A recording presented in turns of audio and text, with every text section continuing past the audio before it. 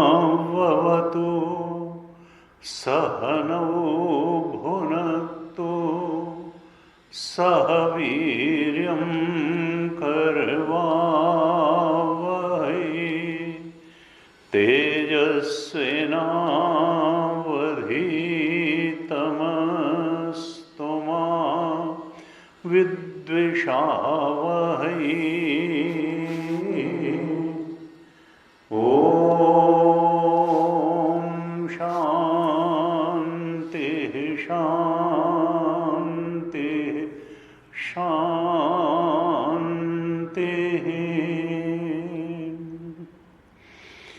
सदाशिवसमारम्भां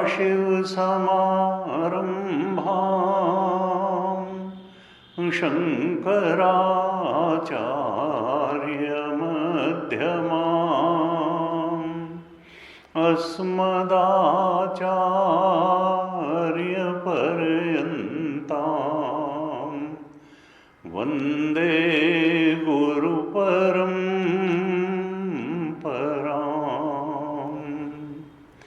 अज्ञानतिमिरान्धस्य ज्ञानाञ्जनशलाकया चक्षुरुन्मीलितं येन तस्मै श्री गुरवे नमः। तस्मै श्री गुरवे नमः। सच्चिदानन्दरूपाय विश्वोत्पत्त्यादिहेतवे तापत्रयविनाशाय श्रीकृष्णाय वयं नुमः। यं प्रव्रजन्तमनुपेतमपेतकृत्यं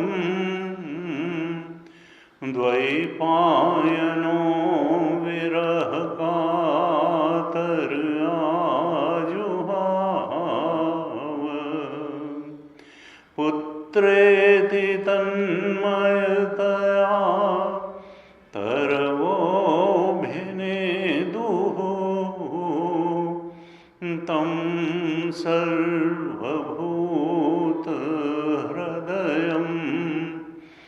मुनिमानतोऽस्मि।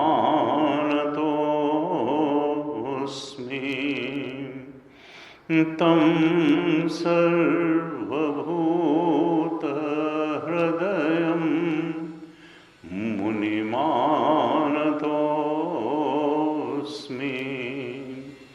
नारायणं नमस्कृत्य नरं चैव नरोत्तमं देवीं सरस्वतीं व्यासं ततो जयमुदीरयेत्। कृष्णाय वासुदेवाय हरये परमात्मने प्रणत क्लेशनाशाय गोविंदाय नमो नमः। प्रणत क्लेशनाशाय गोविंदाय नमो नमः।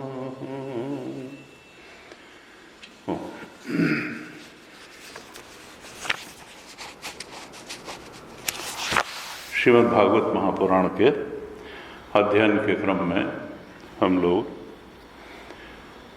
दशम स्कंद के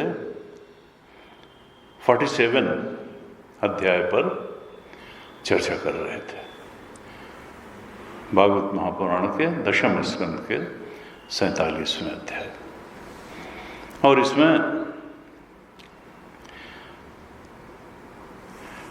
गोपियों के पास भगवान कृष्ण का संदेश लेकर के उद्धव जी आए।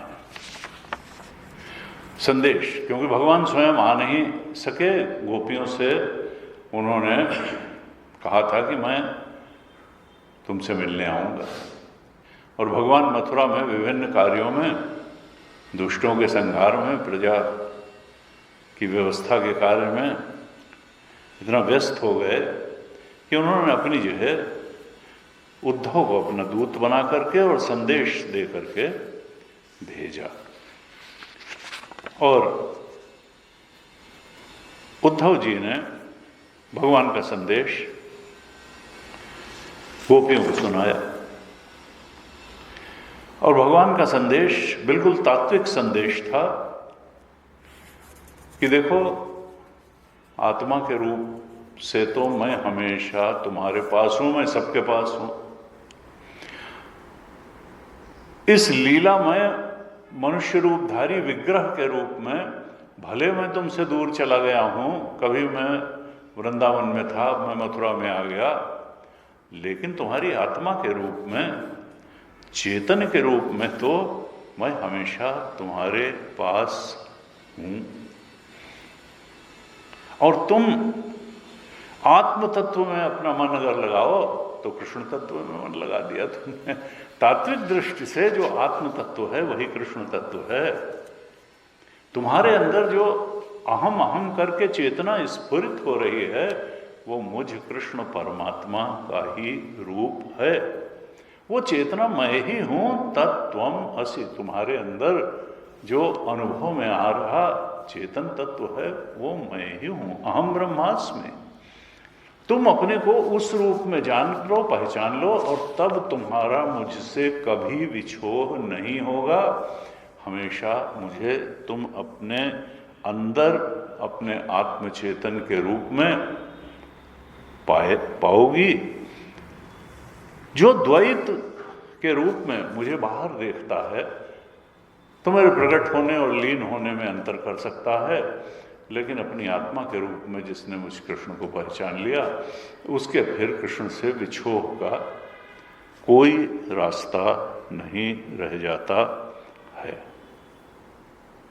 इस प्रकार से जब भगवान ने संदेश भेजा उद्धव जी के माध्यम से, तो गोपियों का गोपियां उद्धव के माध्यम से प्राप्त हुआ भगवान कृष्ण का ये तात्विक संदेश सुन करके तृप्त हो गई। और तब भगवान के बारे में वो उद्धव जी से अन्य बातें पूछने लगी। गोपियों की विरह व्यथा शांत हो गई। भगवान के संदेश के रूप में प्राप्त तत्व ज्ञान, आत्मज्ञान को प्राप्त करके इंद्रियां, गोपियों की विरह व्यथा जो थी शांत हो गई। और अब वो भगवान कृष्ण को अपने आत्मा के रूप में समझ गई, उनकी सर्वव्यापकता को समझ गई।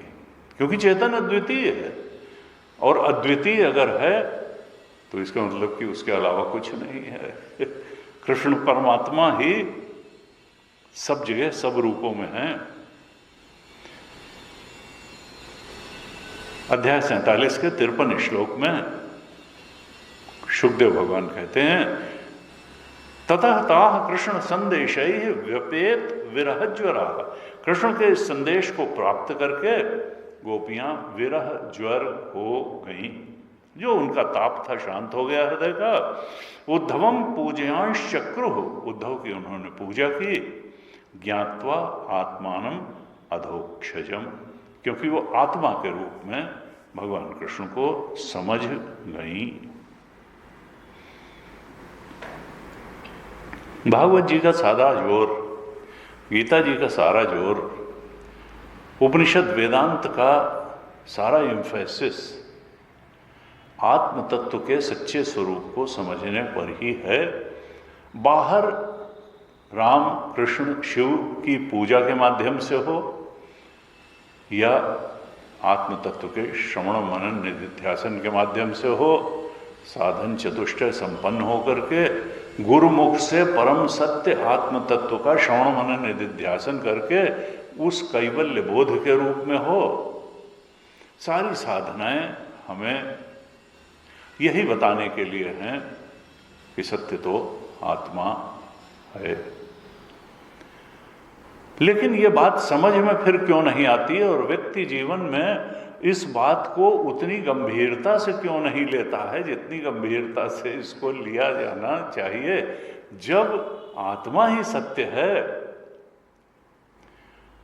तो फिर आत्मा के बारे में सुनने समझने बात करने से व्यक्ति डरता क्यों है, बचता क्यों है, पलायन क्यों करता है, और संसार को की बातों में बड़ा रुचि लेता है, रस रखता है, उसी के पीछे भागता है। तो एक संत ने कहा ऐसा इसलिए है क्योंकि व्यक्ति जीवन को बड़ा महत्वपूर्ण मानता है और मृत्यु की बात करने से ही डरता है, उसको छुपा के रखना चाहता है, जैसे कि मरना कोई सत्य ही ना हो। जबकि संतों ने कहा अगर जीना सत्य है तो मरना उससे ज्यादा बड़ा सत्य है। पलटूदास जी ने कहा जब तक मृत्यु के अकाट्य सत्य को हम बिल्कुल गहराई से नहीं पहचानेंगे तब तक परम सत्य के बोध की तरफ भी हमारी प्रगति होगी नहीं, उसको भी हम गहराई से नहीं लेंगे। पलटू देखत सोना लगे सकल जग कांच है। अरे भाई पलटू, जीवन कहिए झूठ तो मरना साँच है। हर व्यक्ति जानता है कि जातक से ही ध्रुव मृत्यु हो, जो पैदा हुआ है मरेगा जरूर। घंटा जी महाराज कहते थे जो बरा सो बुताना, जो जला है दीपक अगर तो बुझेगा जरूर। ये शरीर कुछ दिन के लिए मिला है, इसका अंत निश्चित है। कुछ समय के लिए धरोहर के रूप में मिला है।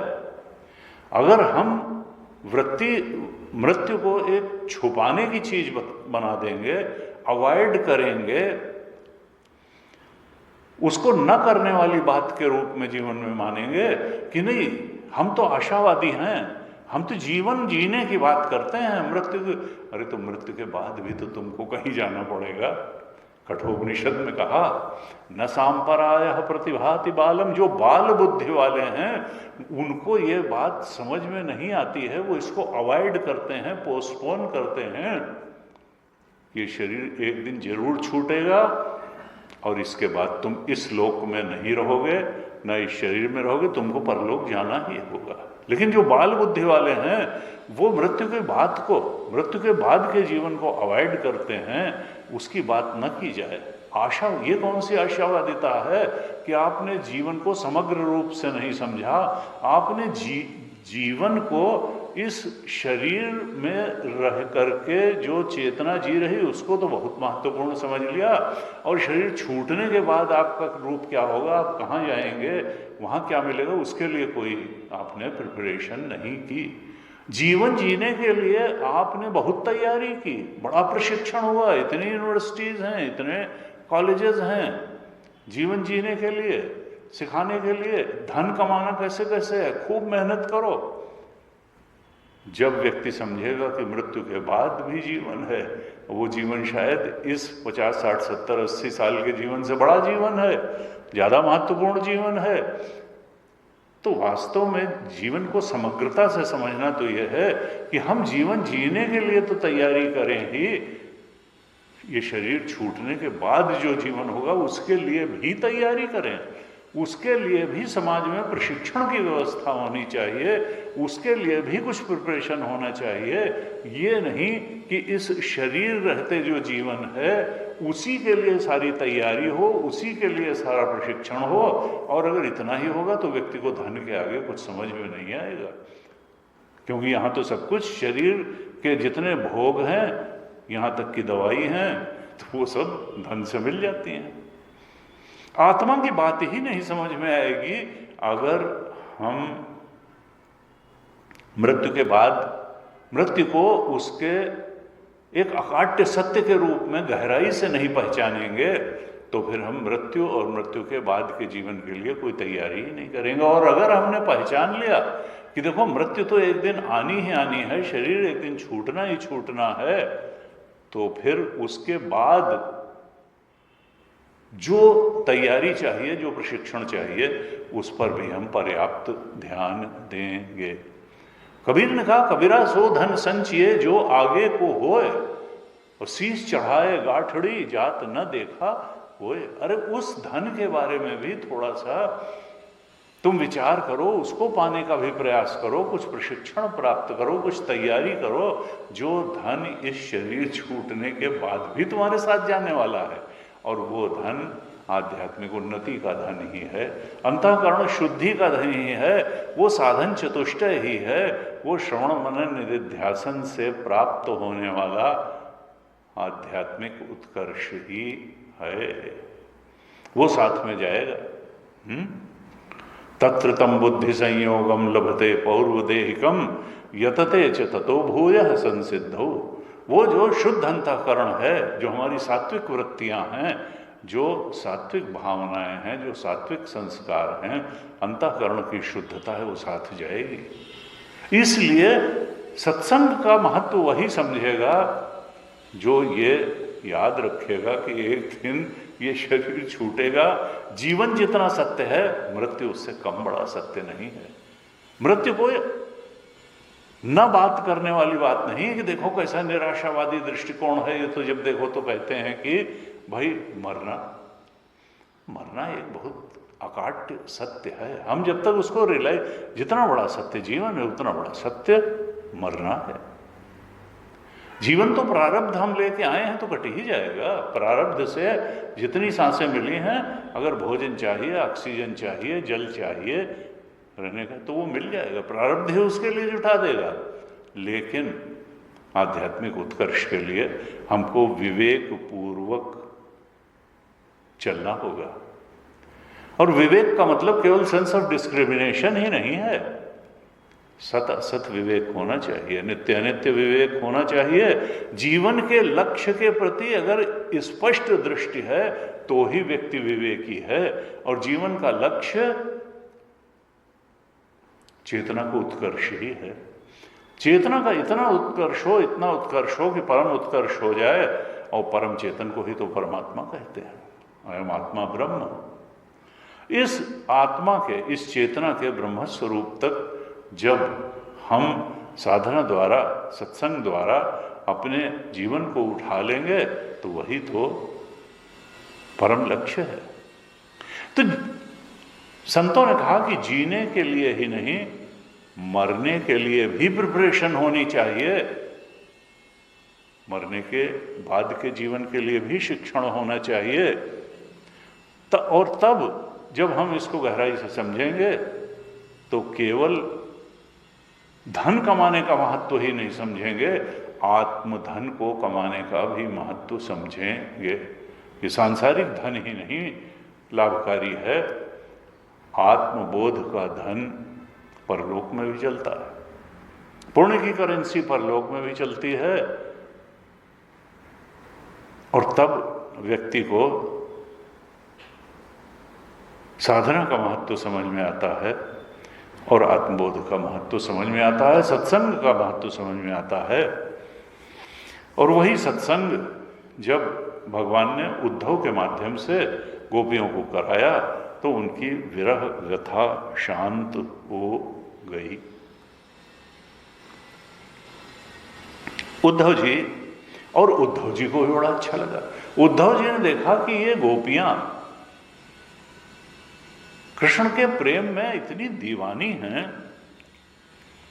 कि बिल्कुल अपने शरीर की भी सुध बुध खो करके ये तो कृष्ण के प्रेम में रंग गई हैं। कृष्ण की भक्ति के आगे इनको कुछ सूझता ही नहीं है। और कृष्ण प्रेम में गोपियों की तन्मयता देख करके उद्धव जी स्वयं आनंद से और प्रेम से भर गए। गोपियों के प्रति अत्यंत आदर भाव, सम्मान भाव उनके मन में आया और वो गोपियों को मन ही मन नमस्कार करके कहने लगे कि इस पृथ्वी पर अगर किसी का शरीर धारण करना सफल है तो इन गोपियों का ही है, क्योंकि ये भगवान के परम दिव्य प्रेम में स्थित हो गई हैं। और प्रेम की ये जो इनकी स्थिति है, भगवत प्रेम में जो इनका तन्मय होना, डूब जाना है, ये तो बड़े बड़े मुनियों के लिए भी दुर्लभ है। मुक्त पुरुषों के लिए भी ये दुर्लभ है और मुझ जैसे भक्तजनों को भी अभी इस प्रेम की ऊंचाई को, तन्मयता को छूना पड़ेगा। उद्धव जी कहते हैं कि मनुष्य जीवन की सफलता गोपियों जैसे भगवत प्रेम में डूब जाने में ही है। कहते कहां ये गांव की गंवार ग्वालिने और कहां भगवान कृष्ण जो सच्चिदानंद स्वरूप हैं। कहां ये गंवार ग्वालिने और कहां कृष्ण में इनका ये परम प्रेम।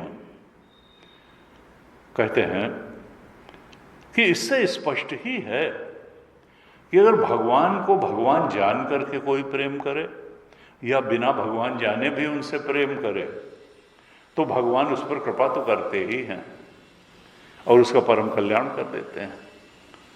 जैसे अमृत के कुंड में जान करके अमृत पियो, डुबकी लगाओ तो भी अमर हो जाओगे, और अगर कोई धक्का दे दे और गिर पड़ो तो भी अमर हो जाओगे, और अगर फिसल के गिर पड़ो तो भी अमर हो जाओगे। ऐसे ही भगवान की भक्ति और उनके स्वरूप को न जानते हुए भी अगर कोई भगवान से प्रेम करे तो उसे भगवत कृपा प्राप्त ही हो जाएगी और भगवान उसका परम कल्याण कर देंगे। तो भगवत भक्ति अमृत स्वरूपा है।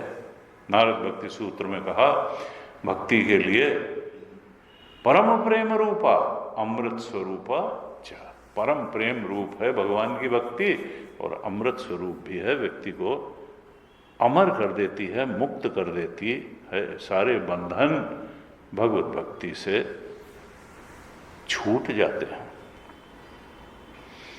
फिर कहते हैं, भाव के उद्गार में उद्धव कहते हैं कि मेरे लिए तो जीवन के सबसे अच्छी बात यही होगी कि मैं इस वृंदावन धाम में मनुष्य न भी हूं तो सियार बन जाऊं, कोई झाड़ी बन जाऊं, लता बन जाऊं, जड़ी बूटी औषधि बन जाऊं, वृक्ष बन जाऊं, जिससे कि इन गोपियों की चरण रज, इन भगवत प्रेम में नहाई हुई गोपियों की चरण रज अगर मेरे ऊपर पड़ जाए और मैं धन्य हो जाऊं तो यहां वृंदावन धाम में अगर मुझे अगला जन्म मनुष्य का न भी मिले तो कोई वृक्ष, जड़ी बूटी, झाड़ी, लता या यहां तक कि सियार भी बन जाऊं तो कोई बात नहीं, पशु, लेकिन यहीं रहूं।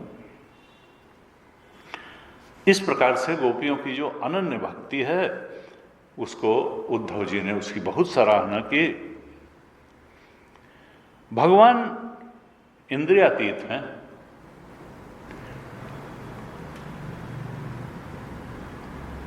हम सब जानते हैं कि संसार का रस तो सबको मालूम है। आत्मा का रस मालूम नहीं है। और आत्मा चूंकि जड़ से बिल्कुल भिन्न चेतन है, इसलिए जड़ के रस से आत्मरस बहुत क्वालिटेटिव डिफरेंस उसमें होगा, गुणवत्ता में ही भेद होगा। हम कई बार सोचते हैं कि संसार के जो रस हैं उन्हीं को बहुत ज़्यादा बढ़ा दिया जाएगा तो आत्मरस हो जाएगा। नहीं, उसकी गुणवत्ता ही अलग है आत्मरस की। वो शाश्वत है और वो जगत का कोई रस उसकी तुलना नहीं कर सकता है। भगवान को आत्म रूप से जान करके गोपियों की विरह अवस्था शांत हो गई। अनन्य भक्ति तो उनको प्राप्त ही थी। उद्धव जी ने गोपियों की अनन्य भक्ति की सराहना की, भूरी भूरी प्रशंसा की। अनन्य भक्ति है क्या? तो गुरुदेव बार बार कहते हैं कि अनन्य भक्ति का अर्थ है कि जब भक्त, भक्ति और भगवान ये तीनों एक हो जाते हैं, इनमें अभेद हो जाता है। भक्त, भगवान और भक्ति अलग अलग नहीं रहते हैं। भक्त, भक्ति और भगवान एक जब हो जाते हैं, अभेद हो जाता है, तब इसी को कहते हैं अनन्य भक्ति या परा भक्ति। इस प्रकार से उद्धव जी ने गोपियों की भक्ति की प्रशंसा की। सुखदेव जी कहते हैं, परीक्षित, उद्धव जी कई महीनों तक ब्रज में रहे और फिर सबको आनंदित करते रहे। जब तक वो रहे तब तक ब्रज में भगवान कृष्ण की लीलाओं की ही चर्चा होती रही और ऐसा लगा कि जैसे ये कई माह भी कुछ क्षणों जैसे ही बीत गए। और इस तरीके से फिर अंत में उद्धव जी ने नंद बाबा से, गोपियों से और यशोदा माता से मथुरा जाने के लिए आज्ञा प्राप्त की और उन सब की आज्ञा लेकर के वो उनका रथ फिर ब्रज के बाहर निकल आया। चलते समय नंद बाबा आदि गोपों ने बहुत सारी भेंट सामग्री उद्धव जी को दी और कहा, उद्धव जी, हम तो यही चाहते हैं कि हमारा मन सदैव कृष्ण में ही लगा रहे। हमारे मन की एक एक वृत्ति कृष्ण के ही आश्रित रहे। हमारी वाणी उन्हीं के नाम का उच्चारण करती रहे, हमारा शरीर उन्हीं की सेवा में लगा रहे। मनसा वाचा कर्मणा, ये कहते हैं ना, मन, वचन और कर्म, तीन शक्तियां प्रकृति ने दी हैं। तो हमारा मन भी वहीं लगा रहे, हमारी वाणी से भी उन्हीं का लीलाओं का उच्चारण हो, मन कृष्ण में लगा रहे और हम जो कर्म करें वो भी भगवान की प्रसन्नता के लिए ही करें। हमें मोक्ष की इच्छा नहीं है, हम चाहते हैं कि जिस योनि में भी हम जन्म लें वहां कृष्ण में ही हमारी प्रीति बनी रहे और बढ़ती रहे। तुलसीदास जी ने भी, जेहि जोनि जन्मों कर्म बस्तः राम पद अनुरागों।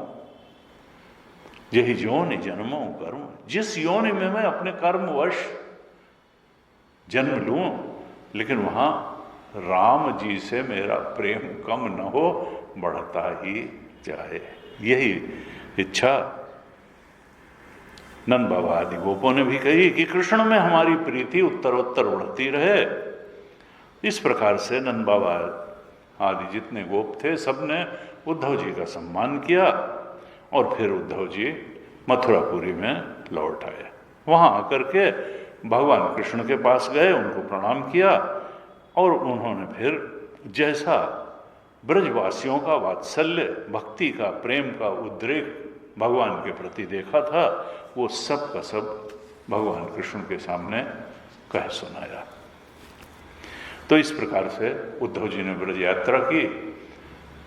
गोपियों का प्रेम देख करके वो लाभान्वित हुए, भक्ति का एक नया उत्कर्ष उनको प्राप्त हुआ। और भगवान द्वारा दिए गए संदेश, ज्ञानात्मक तत्व ज्ञान के संदेश से गोपियों की भी विरह व्यथा दूर हो गई। दोनों लाभान्वित हुए, गोपियां भी लाभान्वित हो गई इस यात्रा से, और उद्धव जी भी लाभान्वित हो गए। उद्धव जी को भक्ति प्राप्त हो गई और गोपियों को ज्ञान प्राप्त हो गया, तत्व ज्ञान, आत्मज्ञान प्राप्त हो गया।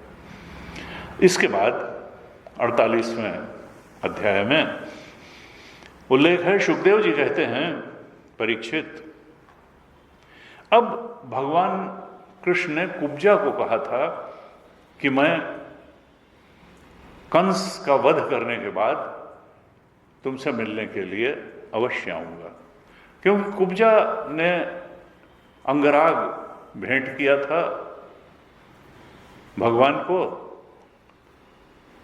और भगवान ने उसको आश्वासन दिया था कि मैं तुमसे मिलने तुम्हारे घर आऊंगा। इसलिए कुब्जा का प्रिय करने की इच्छा से भगवान कुब्जा के घर गए। कुब्जा ने उनका आतिथ्य सत्कार किया, स्वागत किया, और भगवान लोकाचार जैसे करते हुए जाकर के कुब्जा के पलंग पर बैठ गए, अपने पास बुला लिया, उसके साथ क्रीड़ा करने लगे। सुखदेव जी कहते हैं, परीक्षित, कुब्जा ने भगवान को केवल अंगराग समर्पित किया था, उतने से ही भगवान की प्राप्ति उसको हो गई। भगवान तो कैवल्य मोक्ष भी दे सकते हैं, लेकिन कुब्जा क्या थी? दुर्भाग्य वाली थी, ऐसी दुर्बुद्धि थी, दुर्भगा थी, ऐसी कुत्सित बुद्धि वाली थी कि उसने भगवान से भगवान की भक्ति और कैवल्य मोक्ष न मांग करके अंग संग ही मांगा। सुखदेव कहते हैं, परीक्षित, भगवान ईश्वरों के भी ईश्वर हैं, ब्रह्मा आदि समस्त ईश्वरों के भी ईश्वर हैं।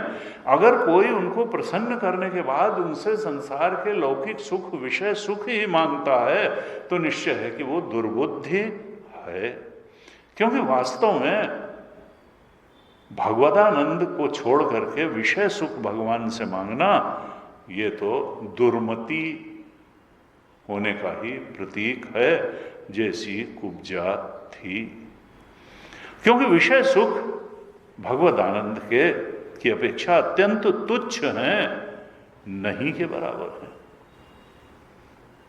मनुष्य का उद्देश्य संसार के विषय में रमण करना ही नहीं है, आत्मानंद में रमण करना है।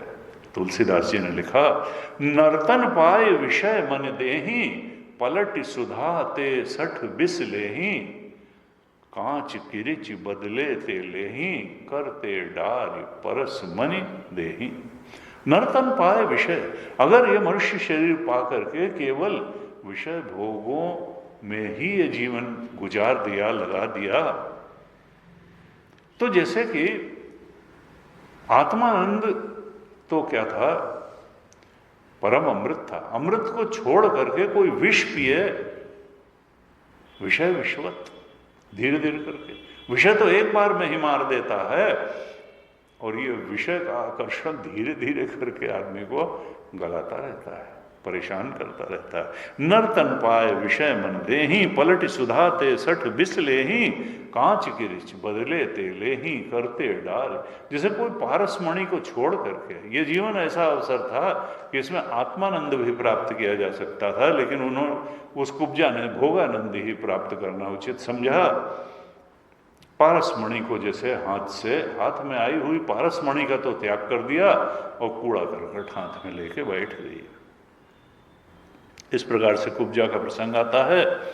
इसके बाद उल्लेख है कि फिर अक्रूर जी से भी भगवान ने कहा था कि आपके यहां भी मैं आऊंगा, कंस वध करने के बाद आपके यहां आऊंगा। तो अक्रूर जी को भी तृप्त करने के लिए भगवान बलराम जी और उद्धव जी के साथ अक्रूर जी के घर जाते हैं। जब अक्रूर जी ने देखा कि भगवान आए हैं, तो भगवान कृष्ण और बलराम जी के सामने विनय से झुक करके अक्रूर जी ने भगवान की स्तुति की, कहा आप जगत के कारण हैं और जगत रूप भी हैं, आपके अतिरिक्त वास्तव में कोई वस्तु नहीं है। देखिए बड़ी तात्विक स्तुति है। कहते हैं आप जगत के कारण हैं, जगत रूप हैं, और आपके अलावा और जगत में कोई वस्तु नहीं है, न कोई कारण है, न कार्य है। आप ही जितनी वस्तुएं देखी और सुनी जाती हैं उनके रूप में प्रतीत हो रहे हैं। क्या कहना चाहते हैं? वही उपनिषद का वाक्य कि आत्मा एव इदम सर्वम, ब्रह्म एव इदम सर्वम। ब्रह्म के अलावा यहां कुछ नहीं है, प्रतीति मात्र है। झूठो सत्य जाहि बिनु जाने, जिम भुजंग बिनु रजु पहचाने, उजह जाने जग जाए हेराई, जागे जथा सपन भ्रम जाई। यहाँ रज्जु स्थानी तो परमात्मा ही है, बाकी सब जो जगत के भेद विभेद हैं वो सर्प स्थानी हैं, प्रतीति मात्र हैं, आभास मात्र हैं, अध्यास मात्र हैं। अधिष्ठान अगर है, वास्तविक सत्ता किसी चीज की है तो वो कृष्ण परमात्मा की ही है, आत्म तत्व की ही है। जगत प्रकाश प्रकाशक रामो, मायाधीश ज्ञान गुण धामो। तुलसीदास जी ने शिव गीता में लिखा, ये जगत तो प्रकाश्य है। किसके प्रकाश से प्रकाशित है? राम जी के प्रकाश से। जगत प्रकाश्य प्रकाशक रामो, और वो क्या है? ये जगत तो माया से उत्पन्न है, यानी है बहुत कुछ, है नहीं न रूपमस्य है तथोपलभ्यते। मायाधीश ज्ञान गुण धामो, भगवान ही मायाधीश हैं, मायातीत हैं और ज्ञान गुण के धाम हैं। वो नॉलेज इटसेल्फ है। फिर कहा अक्रूर जी ने, हैं तो केवल आप ही, सत्ता तो आपकी ही की है, लेकिन आप ही अनेक रूपों में प्रतीत हो रहे हैं। ये सारे भेद प्रतीति मात्र हैं, वास्तव में तो एक चेतन की ही सत्ता है। अचेतन की कोई वास्तविक सत्ता नहीं है, अनात्म की कोई वास्तविक सत्ता नहीं है, सत्ता तो आत्म तत्व की ही है। लेकिन कहा इस प्रकार से अनेक रूप में प्रतीत होना, भाषित होना, ये भी आपकी एक लीला है। संसार आपकी एक लीला है, संसार के भेद विभेद लीला हैं। कहते हैं प्रभु आप तो त्रिगुणातीत हैं, लेकिन आप जीवों को उनके कर्मों का फल देने के लिए गुणों को स्वीकार करते हैं। रजोगुण को स्वीकार करके आप संसार की रचना करते हैं, सतोगुण को स्वीकार करके आप इस संसार का पोषण करते हैं, और तमोगुण को स्वीकार करके आप संसार का संहार भी कर देते हैं। जगत की रचना पालन और संहार के लिए आप तीन गुणों को जीवों पर कृपा करने के लिए स्वीकार कर लेते हैं, लेकिन फिर भी आप गुणों के बंधन में नहीं पड़ते हैं, क्योंकि आप शुद्ध ज्ञान स्वरूप हैं, आप नॉलेज इटसेल्फ हैं, आप ट्रुथ इटसेल्फ हैं, आप जो है ब्लिस इटसेल्फ हैं। सत्यम ज्ञानम अनंतम ब्रह्म सच्चिदानंद रूपाय विश्वोत्पत्ति आदि हेतवे। आप तो सच्चिदानंद स्वरूप हैं, शुद्ध ज्ञान स्वरूप हैं, अनेक रूपों में प्रतीत होने पर भी आप उनसे परे ही रहते हैं। फिर कहते हैं अक्रूर जी, प्रभु आप में कोई उपाधि नहीं है। ये जीव चेतन जो है ये तो कारण शरीर की भी उपाधि वाला है, सूक्ष्म शरीर की भी उपाधि वाला है, और स्थूल शरीर की उपाधि वाला भी है, और सामाजिक उपाधियां भी बहुत सी धारण कर लेता है। लेकिन हे परमात्मा कृष्ण, आप में न स्थूल देह की उपाधि है, न सूक्ष्म देह की उपाधि है, और न कारण शरीर की उपाधि है, और इस कारण से न आप में जन्म है, न मृत्यु है, और न कोई भेद है। न आप में बंधन है, न आप में मोक्ष है। आप तो नित्य ज्ञान स्वरूप हैं। सहज प्रकाश रूप, तुलसीदास जी का सहज प्रकाश रूप प्रकाश का मतलब क्या है? ज्ञान का प्रकाश। आप तो ज्ञान स्वरूप हैं। सहज प्रकाश, जीव जो है अज्ञान में भी पड़ा है और ज्ञान का प्रकाश भी होगा सत्संग से, साधना से उसके जीवन में। लेकिन भगवान भगवान तो नित्य ज्ञान स्वरूप है। सहज प्रकाश रूप भगवाना न ही तह पुण्य विज्ञान बिहाना। वहां ज्ञान का सवेरा क्या होगा? जब अज्ञान की रात ही वहां नहीं है तो ज्ञान का सवेरा क्या होगा? सहज प्रकाश रूप भगवाना न ही तह पुण्य विज्ञान बिहाना। वहां ज्ञान का सवेरा नहीं है। आप में कोई भेद नहीं है, बंधन नहीं है, मोक्ष नहीं है। आप में अगर बंधन और मोक्ष की कल्पना होती भी है तो वो अविवेकी जीव द्वारा की जा रही कल्पना है कि भगवान वहां बंधन में आ गए और भगवान जो है पैदा हुए और भगवान जो है अब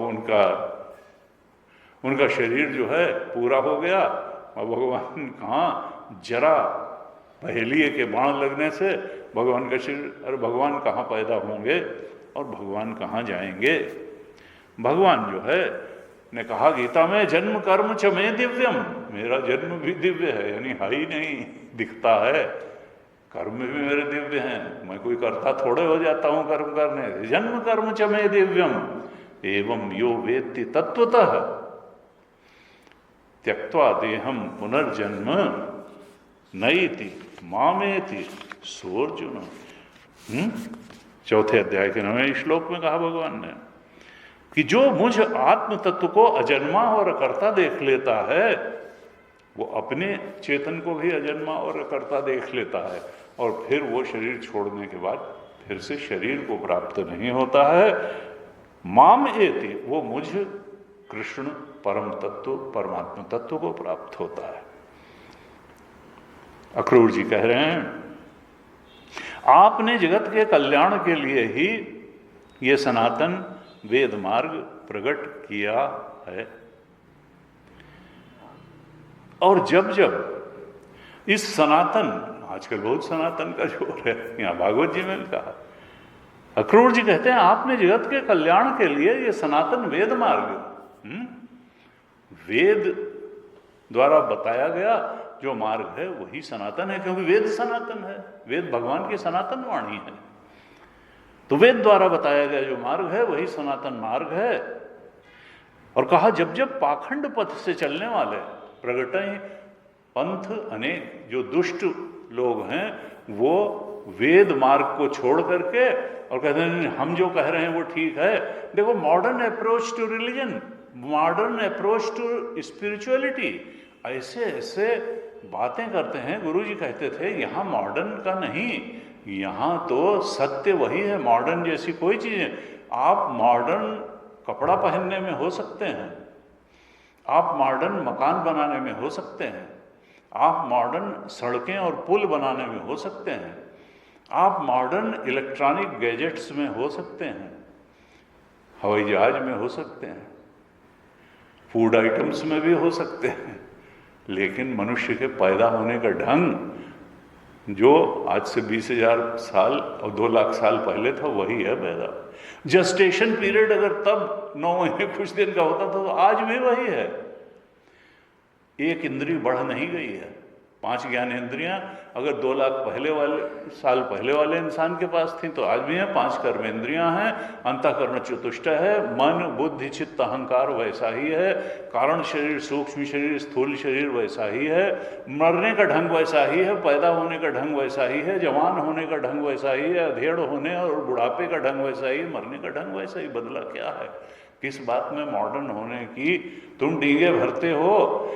शांति तुम्हारे जीवन में कैसे रहेगी वो सिद्धांत भी जो 2 लाख साल पहले थे वही आज भी है। वैल्यू सिस्टम तुम्हारा अच्छा रहेगा, अंदर से शांति रहेगी। और अगर तुम गलत राह चलोगे तो चित्त में विक्षेप भरा रहेगा।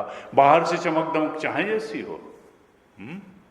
एक बार लता मंगेशकर से किसी ने कहा कि आपने इतना नाम कमाया, इतने गाने गाए और इतना मीठा कंठ कि दूसरा मिलना ही मुश्किल है।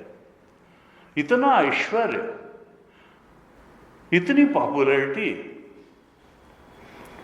तो अगला जन्म आप क्या एक बार फिर लता मंगेशकर का लेना पसंद करेंगे? उन्होंने कहा मैं अगर पहले तो मैं चाहती हूं कि मेरा जन्म ही ना हो, और अगर जन्म हो तो मैं लता मंगेशकर के रूप में जन्म लेना एकदम पसंद नहीं करूंगी। उनकी आवाज़ में यूट्यूब पे ये उनका स्टेटमेंट अवेलेबल है।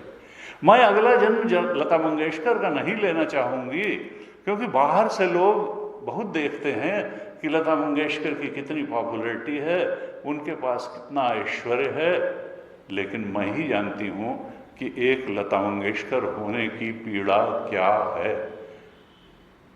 मैं ही समझ सकती हूँ उसको। मैं दूसरी बार लता मंगेशकर नहीं बनना चाहूँगी।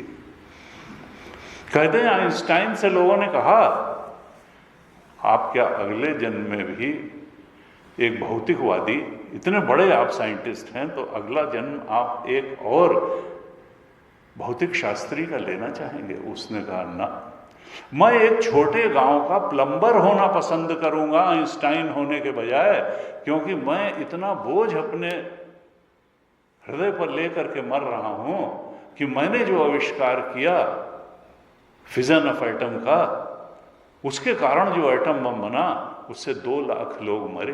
2 लाख लोगों की मृत्यु का भार लेकर के मैं मर रहा हूं।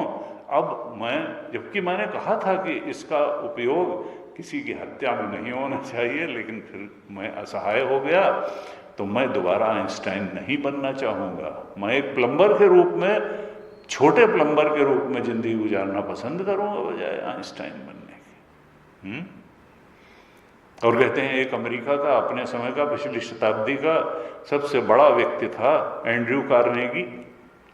एंड्रयू कार्नेगी चाहता था कि मैं इतना धन छोड़ करके मरूं, इतना धन छोड़ करके मरूं, जितना धन छोड़ के कोई न मरा हो।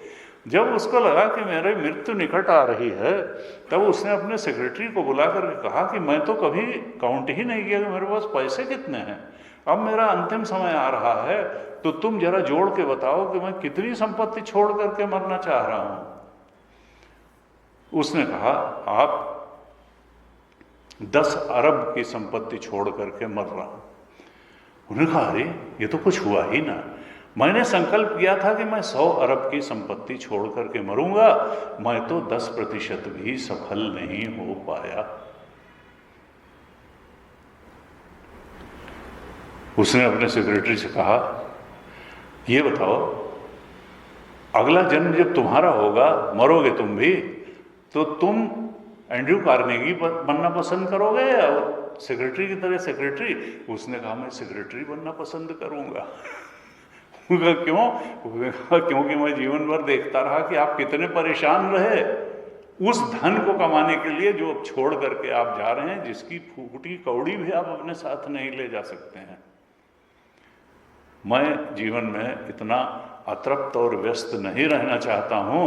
आपको ना अपने बच्चों का होश था, ना पत्नी का होश था। आप 2 मिनट बैठ के अपने बच्चे के साथ बात नहीं कर सकते थे, खेल नहीं सकते थे। कोई कर्मचारी उतनी जल्दी दफ्तर नहीं आता था और उतनी देर से नहीं जितनी जल्दी आप आते थे। एक क्षण भी आपके जीवन का मैंने देखा चैन से, शांति से नहीं रहा, और जो कुछ कमाया था सब छोड़ के जा रहे हैं। ये क्या जीवन था आपका?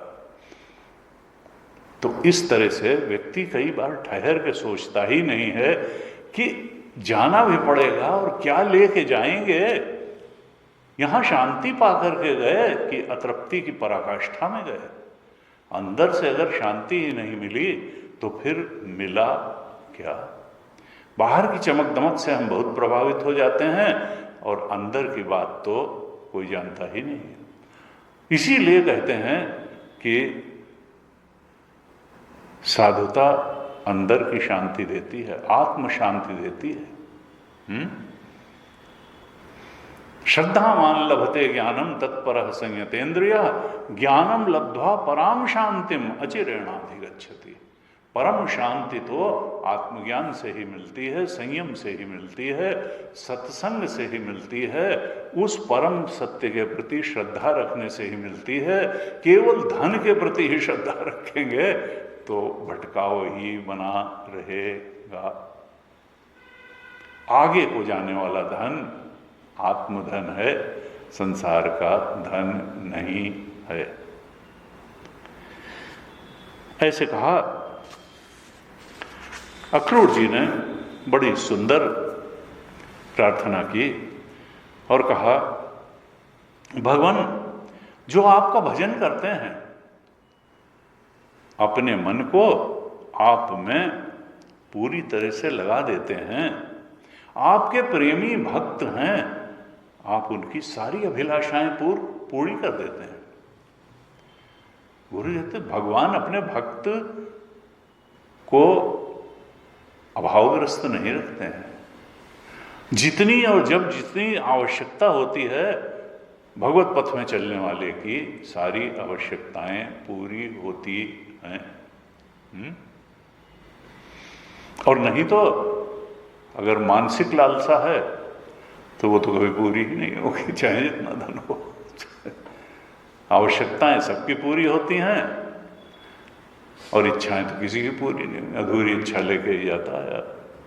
बार बार कहा, आशा तृष्णा ना मोई, मर मर गए शरीर, नानक दुखिया सब संसार, सो सुखिया जो नाम आधारा। राजा दुखी प्रजा दुखी, साधुन के दुख दूना, और कहें कबीर सुनो वही साधो, कौनो घर नहीं सुना। अनित्यम असुखम लोकम इमं प्राप्य भजस्वाम। तो करेंगे, धन न कमाए तो करेंगे आदमी ने। भगवान ने गीता में कहा क्या करो, भजस्वाम, मुझ में अपना मन लगाओ, सत्संग करो, स्वाध्याय करो, मेरा स्मरण करो, क्योंकि ये लोक अनित्य नहीं है, असुखम भी है। तुम अवॉइड लाख करो, घाटी के बाद चोटी, चोटी के बाद घाटी, ये चलेगा। आज लगता है कि बड़ा सब चीज ठीक ठीक है, अभी बिगड़ते देर नहीं लगेगी, ऐसा है। ये संसार में परिस्थिति कभी किसी की एक जैसी नहीं रही, राम और कृष्ण की नहीं रही, हमारी क्या रहेगी। कुछ न कुछ बात आके खड़ी हो जाती है। सुख के बाद दुख, दुख के बाद सुख आता ही चला जाता है। सम दुख सुखम धीरम सो अमृतत्वाय कल्पते। जो सुख दुख में समता रख पाने में सफल है, जो देख लेता है कि सुख के दिनों में भी दिस विल पास अवे, ब्रह्म नहीं है सुखद परिस्थिति कि हमेशा बनी रहेगी, बदलेगी। दुखद परिस्थिति भी ब्रह्म नहीं है, this too will pass away. और इस तरह से समत्वम योग उच्यते, समता रखता है अनुकूल प्रतिकूल परिस्थिति में, वही आत्म तत्व के बोध को प्राप्त कर पाता है। अक्रूर जी कहते हैं, भगवान आप अपने प्रेमी भक्त की सारी अभिलाषाएं पूर्ण कर देते हैं और हम इस देह में और गेह में मोह की रस्सी से बंधे हुए हैं। हमारे इस बंधन को आप कृपा करके काट दीजिए। इस प्रकार से भगवान की स्तुति की अक्रूर जी ने। शुकदेव जी कहते हैं कि स्तुति करके फिर इस पूजा और स्तुति के बाद भगवान कृष्ण क्या किया, वो मुस्कुरा दिए। उनकी मुस्कुराहट तो बिल्कुल मोहित करने वाली है। और मुस्कुरा करके भगवान ने कहा कि आप तो हमारे चाचा हैं, हमारे हितैषी हैं, हमारे संबंधी हैं, हमारे चाचा हैं। कहा आप जैसे संत देवताओं से भी बढ़कर हैं। देखिए भगवान अपने मुंह से कह रहे हैं, आप तो संत पुरुष हैं और आप जैसे संत देवताओं से भी बढ़कर के हैं, क्योंकि देवताओं में तो स्वार्थ रहता है, लेकिन संतों में स्वार्थ नहीं होता है। वो तो अपने गुरु के प्रति, गुरु के ऋण से उऋण होने के लिए ही सत्संग करते हैं। संत वही है जो स्वार्थ से ऊपर उठ गया है। आए देव, तुलसीदास जी देवताओं को बहुत जो है आदर नहीं देते हैं। रामचरितमानस में कई बार उन्होंने आए देव सदा स्वार्थी, वचन कहाहीं जनु परमार्थी। जब राम रावण युद्ध होता था, देवता आते थे और कहते थे जय हो जय हो। ये नहीं कहते थे किसकी जय हो, कि क्या पता रावण ही जीत जाए तो कल को बड़ा दिक्कत हो जाए। बस कहते थे जय हो राम की हो है। आए देव सदा स्वार्थी, वचन कहाँ है जनु परमार्थी। ऐसे वचन बोलते थे जैसे बड़ा परमार्थ चाहते हो, लेकिन थे स्वार्थी। दिखाते ऐसे थे जैसे दूसरे का हित चाह रहे हैं। नहीं। एक जो है तुलसीदास जी ने लिखा रामचरितमानस में, ऊंच मकान नीच करतूती और देख ही न सकई पराय विभूति। ये देवता क्या है, इनके मकान बहुत ऊंचे ऊंचे हैं। इस धरती के देवताओं का भी यही हाल है। ऊंच मकान नीच करतूती और देख ही न से, दूसरे की बढ़ती नहीं देख सकते हैं। ऊंच मकान, इनके मकान बहुत अच्छे हैं, करतूतें बहुत वाहियात हैं। देख ही न सकई पराय विभूति। देवताओं, भगवान कहते हैं आप जैसे संत देवताओं से बढ़ करके हैं, क्योंकि देवताओं में तो स्वार्थ रहता है, संतों में स्वार्थ नहीं रहता है। फिर एक और बड़ी बढ़िया बात कही भगवान कृष्ण ने, कि जो जल के तीर्थ हैं, यानी नदी सरोवर आदि जो तीर्थ हैं, जैसे पुष्कर है, पुष्कर तीर्थ है, इतना बड़ा तालाब है, या आजकल कुंभ का त्रिवेणी संगम जल का ही तो तीर्थ है। जो जल के तीर्थ हैं, नदी सरोवर आदि तीर्थ हैं, केवल वही तीर्थ नहीं है, केवल मृत्तिका और शिला आदि की मूर्तियां ही देवता नहीं है। जैसे पाषाण मूर्ति यहां है, शिलाओं की मूर्ति है, पाषाण मूर्ति है, या मिट्टी की भी मूर्ति बना ली जाती है, लकड़ी की भी मूर्ति बनाई जाती है। लकड़ी की मूर्ति, प्रस्तर मूर्ति और मिट्टी की मूर्ति ही मूर्ति नहीं है, यही देवता नहीं है इनकी मूर्तियां। संत पुरुष भी भगवान का विग्रह ही है। कहा अर्चावतार है ये। संत पुरुष भी भगवान के ही चलते फिरते अवतार हैं। क्यों? क्योंकि कहा कि मृत्तिका और शिला आदि की मूर्तियां और जल आदि तीर्थ जब बहुत दिन तक श्रद्धा से उनका सेवन किया जाए, सेवा की जाए, तब जाकर के पवित्र करते हैं।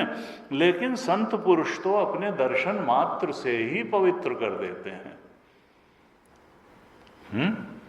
कहते हैं चाचा जी आप हमारे हितैषी हैं, हमारे सुहृद हैं, और इसलिए आप मेरा एक काम कर दीजिए। अब आजकल बड़ा है कि भाई त्रिवेणी संगम जाएं, कितने करोड़ों लोग गए, 55-56 लाख लोग चले गए, और वास्तव में वहां जाने का उद्देश्य क्या था कि वहां जाएंगे, पवित्र वातावरण होगा, गंगा यमुना सरस्वती का निर्मल जल होगा, उसमें मज्जन करेंगे और फिर सत्संग करेंगे।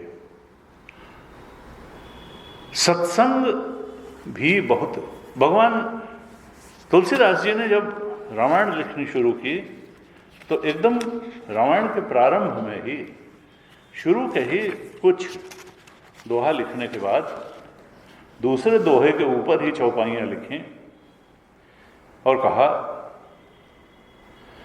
कि वो तीर्थराज तो गंगा यमुना सरस्वती इलाहाबाद प्रयागराज वाला तीर्थराज तो है ही, लेकिन उससे बढ़ करके भी तीर्थराज क्या है। कहा मुद मंगलमय संत समाजू, जो जग जंगम तीर्थ राजू। मुद मंगलमय, आनंद देने वाला, कल्याण करने वाला जो संत समाज है, वो चलता फिरता तीर्थराज है।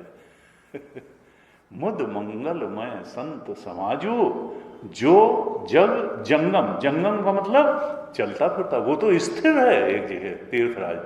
ट्रेन में बैठ के जाओ, हवाई जहाज से जाओ, बाई रोड जाओ, जैसे जाओ तब वहां जा पाओगे। लेकिन चलता फिरता प्रयागराज क्या है? संतों का समाज, और वो मुदिता देगा, आनंद देगा, जीवन को कल्याणकारी बना देगा। मुद मंगल, वो प्रयागराज क्या है? संतों का समाज ही वो प्रयागराज है। मुद मंगलमय संत समाजू, जो जग जंगमती, वो स्थिर प्रयागराज नहीं है, वो चलता फिरता प्रयागराज है। जो जग जंगम तीर्थ राजू, और वहां गंगा जी कौन है? उस संत समाज रूपी तीर्थराज प्रयाग में गंगा जी कौन है? कहा राम भक्ति जहां सुरसरी धारा, भगवान की भक्ति ही जहां गंगा की धारा है। भक्ति ही गंगा की धारा है। और सरसई ब्रह्म विचार प्रचारा, सरस्वती कौन है? ब्रह्म विचार ही वहां सरस्वती रूप है। विधि निषेध में कलिमल हरणी, कर्म कथा रविनंदन वर्णी, सूर्यपुत्री यमुना कौन है? विधि निषेध में कलिमल हरणी।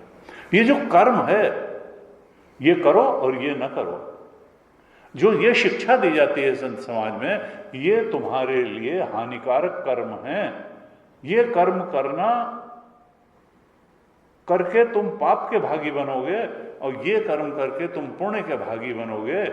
इस प्रकार का जो विधि निषेध में उपदेश होता है संत समाज में, वो मानो यमुना जी हैं, भक्ति गंगा जी हैं, ब्रह्म विचार सरस्वती है, और निष्काम कर्म का उपदेश, पुण्य कर्म का उपदेश, पाप कर्म से बचने का उपदेश, ये यमुना जी हैं।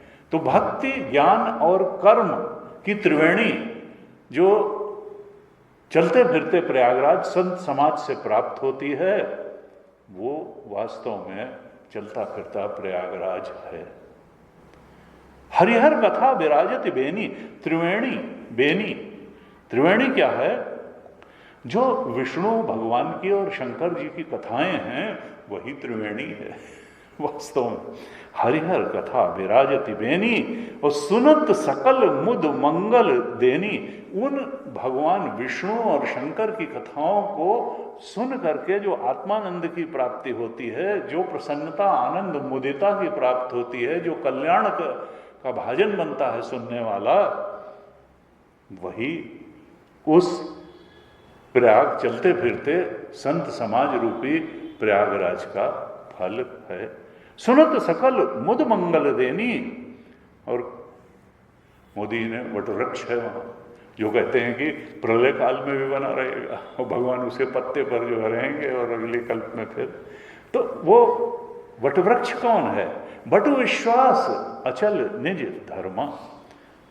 वो जो वटवृक्ष है वहां पे अक्षय वट, अपने धर्म में अटल विश्वास रखना ही वटवृक्ष है। यानी जो हमारे सनातन धर्म में जिन बातों को बताया गया है उनको जीवन में उतारते रहना, यही मानो वट वृक्ष है। बटु विश्वास हमारे यहाँ, चूंकि वो कभी बरगद में पेंडेंट रूट्स होती हैं, जैसे कलकत्ता में वटवृक्ष जो है बोटेनिकल गार्डन में कहते हैं मेन रूट का, मेन तने का पता ही नहीं, इतने तने हो गए। तो यानी वो शाश्वत है। बटु विश्वास, विश्वास अचल निज धर्मा। वट वृक्ष की ये है कि वो अमर कहा जाता है, क्योंकि एक जड़ अगर खोखली में हो गई 10 और जड़ तैयार है। बटु विश्वास अचल निज धर्मा, और तीर्थराज समाज सुकर्मा। ये जो तीर्थराज प्रयाग है, ये सत्कर्मियों का समाज जो है वही तीर्थराज प्रयाग है। अब प्रयागराज तो कोई दूसरी जगह से जाएगा तो कुछ दिन के लिए जाएगा, 1 दिन 2 दिन 3 दिन जाएगा, कल्पवासी महीना भर रह लेते हैं, उसके बाद फिर चलो अपनी अपनी जगह। वहां तो धूल उड़ने लगती है, फिर उसके बाद कोई कुंभनगर थोड़ा रह जाता है। वो तो 45 दिन के लिए temporary Lallu ji and sons जो हैं वो अपने टेंट सुखा लेते हैं और करोड़ों रुपया अरबों बना लेते हैं, और फिर बस हो जाता है सारा का सारा। फिर कहाँ की लाल सड़क और कहाँ की काली सड़क और कहाँ की जो है VIP रोड और कहाँ के वो स्लीपर्स, सब खत्म, धूल उड़ रही है। अब गंगा जब बढ़ती हैं तब तो पूरा जल प्लावित हो जाता है, कहीं मैदान भी नहीं रह जाता है। कहा बटु विश्वास अचल निज धर्मा, तीर्थ राज समाज सुकर्मा। ये जो जंगम तीर्थराज है, संत समाज रूपी जो तीर्थराज है, इसके लिए बहुत दूर जाने की जरूरत नहीं, न कल्पवास करने की जरूरत है। कहा सब ही सुलभ सब दिन सब देशा। ये जो संत समाज रूपी प्रयागराज है, ये सबको सुलभ है, हर जगह सुलभ है। हर जगह आपको थोड़ी थोड़ी दूर में कोई अच्छे संत मिल जाएंगे, उनका सत्संग भी मिल जाएगा, सब ही सुलभ, सब दिन सब देसा। लेकिन अब करना क्या है? सेवत सादर समन कलेसा। सादर उनका सेवन करना है। वो संत जो बात आपको बताएं उसको हृदयंगम करके, श्रद्धापूर्वक श्रवण करके हमको अपने हृदय में रखना है, उसको जीवन के मार्गदर्शक सिद्धांत बनाना है, उस रास्ते चलना है। और तब उसका फल क्या होगा? समन कलेशा, सारे दुख क्लेश नष्ट हो जाएंगे। सब ही सुलभ सब दिन सब देसा, सेवत सादर समन कलेसा। कहा ये जो संत समाज रूपी चलता फिरता तीर्थराज प्रयाग है, ये कैसा है? कहा अकथ अलौकिक तीर्थ राव। इसकी महिमा कही नहीं जा सकती है। ये अलौकिक है, वो तो लौकिक है। इधर से गंगा आ रही है, उधर से जमुना आ रही हैं, और सरस्वती लुप्त हैं। एक बार जब हम पढ़ते थे तो हमने एक हमारे सीनियर से तो लड़कपन में तो एक से एक मजाक लोग करते थे। हमने कहा भाई ये यहाँ जो है प्रयागराज में वैसे तो कोई बहुत साफ सफाई नहीं है, आजकल तो कुंभ में बहुत सफाई है, गलियों में सुअर टहलते हैं, लेकिन साहब पता नहीं क्या है, प्रधानमंत्री यहीं से होता है। नेहरू जी आनंद भवन, फिर इंदिरा गांधी, विश्वनाथ प्रताप सिंह, चंद्रशेखर भी वहीं के पढ़े, ये प्रधानमंत्री इलाहाबाद से ही निकल जाता है। वैसे कुछ खास तो यहाँ ऐसा नहीं। उनका नहीं, यहाँ एक खास बात है। उनका क्या? उनका यहाँ सरस्वती लुप्त है। सरस्वती लुप्त। राजनीति में आगे बढ़ने के लिए बहुत सरस्वती लुप्त होगी तो ज्यादा आगे बढ़ जाएंगे। सरस्वती, यहाँ सरस्वती लुप्त है। तो ऐसे ऐसे लोग जो है बना देते हैं। तो उन्होंने कहा अकथ अलौकिक तीर्थ राव। ये अकथ है, अलौकिक है तीर्थराज। देय सद्य फल प्रगट प्रभाव। ये तुरंत फलदायी है। वहां तो आए तो पता नहीं इस जन्म में फल मिलेगा, अगले जन्म मिलेगा, कितने क्लेश शांत हुए, कितने पाप क्षय हुए। लेकिन ये जो सत्संग रूपी चलता फिरता संतों के समाज रूप जो तीर्थराज है, वो अकथ है, अलौकिक है और तत्काल फल देने वाला है। कहा जिसको ये बात समझ में आ जाए कि असली प्रयागराज सत्संग है, संतों का चलता फिरता समाज ही असली प्रयागराज है, तो सुनि समझाही जन मुदित मन। सुनि समझाही जन, जन का मतलब भक्त। तुलसीदास जी भक्त के लिए, सच्चे भक्त के लिए जन शब्द का यानी भक्त जन, भगवान का जो हो गया वो है जन। सुनि समझाही जन मुदित मन, बहुत आनंदित मन से भर करके, प्रसन्न मन हो करके भगवान के भक्त इस बात को समझ जाते हैं कि चलता फिरता जो संतों का समाज है वही वास्तविक प्रयागराज है। और तब वो क्या करते हैं? मज्जहि अति अनुराग, उसमें डुबकी लगाते हैं, यानी संतों की वाणी में डुबकी लगाते हैं, उसमें अवगाहन करते हैं, सत्संग में सुने हुए वचनों में अपनी बुद्धि को डुबाते हैं, नहला देते हैं। सत्संग में धोई नहाई बुद्धि, फिर सत्यासत्य विवेकिनी बुद्धि पंडा। लहा ही चार फल। जब सत्संग में गोता लगाते हैं, उस संत समाज रूपी प्रयागराज में गोता लगाते हैं, तो फिर उसका फल क्या होता है? लहा ही चार ही फल। चार ही तो फल बताए गए, धर्म अर्थ काम मोक्ष। चार ही फल के लिए तो ये जीव प्रयास करता है जीवन में, धर्म अर्थ काम और मोक्ष। लहा ही ये चारों मिल जाते हैं चलते फिरते प्रयागराज में, संतों की वाणी में, सत्संग में डुबकी लगाने से लहा ही चार ही फल, चारों फल, धर्म अर्थ काम मोक्ष, चारों फल मिल जाते हैं। कब मिलते हैं? शरीर छूटने के बाद मोक्ष मिलता है। कहें अछत तनु, ये शरीर रहते रहते ही मोक्ष को प्राप्त होता है। धर्म को भी, अर्थ को भी, काम और मोक्ष को भी अछत तनु इस शरीर में रहते रहते ही प्राप्त कर लेता है। मोक्ष के अलौकिक सुख को धर्म भी प्राप्त होता है, अर्थ भी प्राप्त होता है, कामनाएं भी पूरी होती हैं और मुक्ति को भी प्राप्त कर लेता है शरीर रहते ही। कहाँ? साधु समाज प्रयाग। जो साधु समाज रूपी प्रयाग में डुबकी लगाता है, सत्संग में डुबकी लगाता है। फिर तुलसीदास जी लिखते हैं, मज्जन फल पेखिए तत्काला। उसमें डुबकी लगाने का फल तत्काल देखने में आता है। देखिए, देखो, इस सत्संग रूपी, संत समाज रूपी प्रयागराज में डुबकी लगाने का फल तत्काल देखने में आता है। वो क्या होता है कि काक हो ही पिक, कौआ कोयल की बोली बोलने लगता है। अब दुष्टता के वचन नहीं निकलते उसके मुंह से, अब मधुर वचन निकलता है। कोयल जैसी मीठी बोली हो जाती है, कौआ जैसा काँव काँव नहीं करता है। काक हो ही पिक। और बकऊ मराला, अब वो बगुला भगत नहीं रहता है, वो हंस की चाल चलने लगता है। बकऊ मराला, बगुला हंस हो जाता है, कौआ कोयल जैसा बोलने लगता है, बगुला हंस की चाल चलने लगता है। कहते हैं, सुन आचरज करे जन कोई।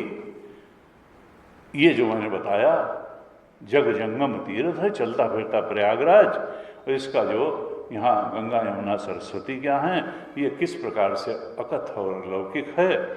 सुनि आचरज करे जन कोई। इस सत्संगति महिमा नहीं कोई, सत्संग की महिमा किसी से छुपी नहीं है, और इसको सुन करके कोई आश्चर्य न करे। ये बिल्कुल हथेली पर रखे हुए आंवले की तरह स्पष्ट सत्य है। तो तुलसी बाबा ने ये कहा। असल में वहाँ भी यही है कि त्रिवेणी संगम में स्नान करो, ठीक है, स्थान का भी महत्व है, जल का महत्व है, विष्णुपदी हैं, सरस्वती हैं, लेकिन फिर वहाँ पर भी सत्संग की बात बताई गई है। ये कहा कि भरद्वाज आश्रम में तुलसीदास जी ने लिखा, माघ मकर गति रवि जब होई, तीरथ पति ही आव सब होई। माघ मकर गति रवि जब होई, जब माघ और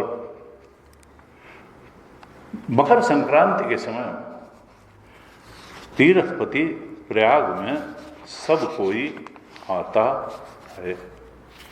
माघ मकर गति रवि जब होई, तीर्थपति आओ सब कोई।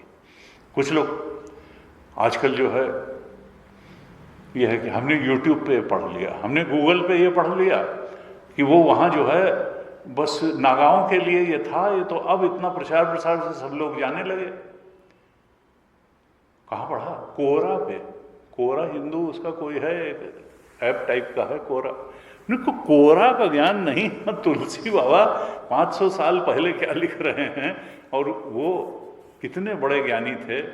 तुम खामखा जो है तुमने अपनी बुद्धि जमाई कि कोरा में पढ़ करके तुमने बता दिया कि वही क्या है। तुलसीदास जी लिखते हैं बालकांड के 43वें दोहे के बाद, माघ मकर गति रवि जब होई, तीर्थपति ही आव सब कोई। ये नहीं कि खाली नागा लोग आते हैं और साधु सन्यासी आते हैं। मकर संक्रांति जब होती है तो तीर्थराज प्रयाग में सब कोई आता है। कहते हैं हर्षवर्धन तो सब कुछ दान करके चला जाता था, केवल अपने वस्त्र रखता था। कहते हैं कौन कौन आया? सब कोई का फिर एक्सप्लेन करते हैं, देव दनुज किन्नर नर श्रेणी। देवता भी आते हैं, दानव भी आते हैं, किन्नर भी आते हैं और मनुष्य भी आते हैं। सादर सज्जा ही सकल त्रिवेणी, और सब आदर से भर करके त्रिवेणी का में स्नान करते हैं। और उसके बाद में वहाँ एक मंदिर है माधव, पूज ही माधव पद जल जाता, परस अक्षय वट हर्ष ही गाता। अक्षय वट की का स्पर्श करते हैं, पूजन करते हैं।